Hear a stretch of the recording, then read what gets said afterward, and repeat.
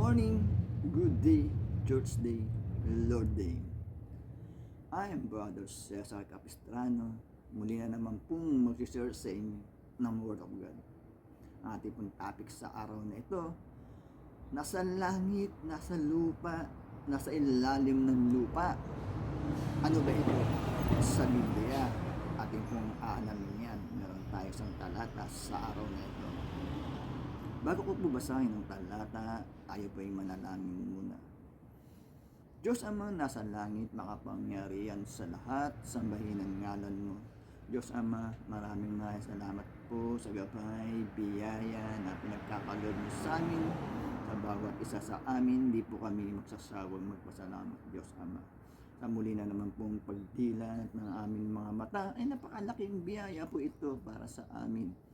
Magagampanan na naman po namin ang aming tungkulin para sa aming sarili, pamilya, trabaho, at kawaan niyo po kami, Diyos Ama, kung kami po ay nagkukulang sa inyo, Diyos Ama, at papasukin niyo po sa amin ang iyong presensya upang sa ganun po ay lubas na aming maunawaan, maintindihan ang iyong salita na buhay at makapangyarihan po, Diyos Ama.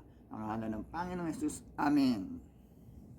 Brother and sister, magandang araw na naman po ng linggo. Ating topic, nasa langit, nasa lupa, nasa ilalim ng lupa. Akin na pong babasahin. Ang talata ay nasa Filipos chapter 2 verse 3 to 11.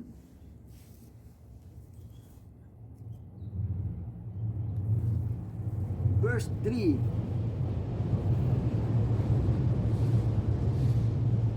Huwag kayong gagawa ng anumang bagay dahil lamang sa hangad ninyong matanyag. Pagkus magpakababa kayo at huwag ipalagay na kayo'y mabuti kaysa iba. 4. Ipagmalasakit ninyo ang kapakanan ng iba, hindi lamang ang sa inyong sarili. 5. Magpakababa kayo tulad ni Kristo Jesus. 6. Kahit siya ay Diyos, hindi siya nagpumilit na manatiling kapantay ng Diyos. 7. Sa halip ay kusa niyang binitawan ang karapatan niyang ito at namuhay na isang alipin. Pinanganak siya tulad ng isang karaniwang tao. 8. Siya ay nagpakababa at naging masunurin hanggang kamatayan. Oo, hanggang kamatayan sa krus. 9. Kaya naman siya'y itinampok ng Diyos at binigyan ng pangalang higit sa lahat ng pangalan. 10.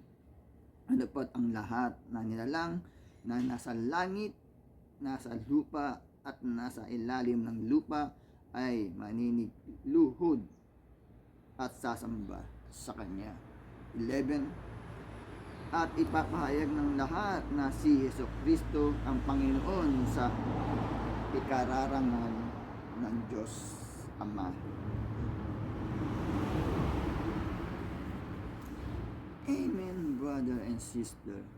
Napakaganda po ng ating nabasa mula sa Biblia. Sa nilalaman po ng talata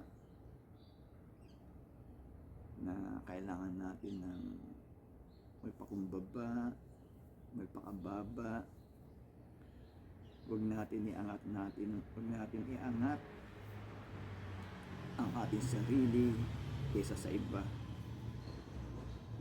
Kagaya po ng ginawa ng ating Panginoong Jesucristo. Siya ay Diyos, nagpakababa upang maging kalugod-lugod sa Kanyang Ama. Ganoon din po dapat tayo ng mga nilalang ng ating Diyos Amang nasa langit, na sumunod sa aral o kautusan ng ating kautusan ng ating Diyos Amang nasa langit, aral ng ating Panginoong Jesucristo, at tayo sumunod na sa ganun po ay maging kalugod-lugod po tayo sa ating Diyos Amang nasa langit. At ang pinakamahalaga ay kilalanin nating Diyos, ang ating Panginoong Jesucristo na ikagagalak po ng Kanyang Ama. sa pinakita ng ating Panginoong Jesucristo nung nandito po siya sa lupa, nagpakababa, naging matulungin sa kapwa-tao, nagpapakalat ng salita ng kanyang Ama, at meron siyang kakayahan o kapangyarihan na gumamot ng may mga sakit. Siya po'y naglingkod alang-alang sa kanyang Diyos Ama, brother and sister. Kaya po tayo, ang kautusan ng Ama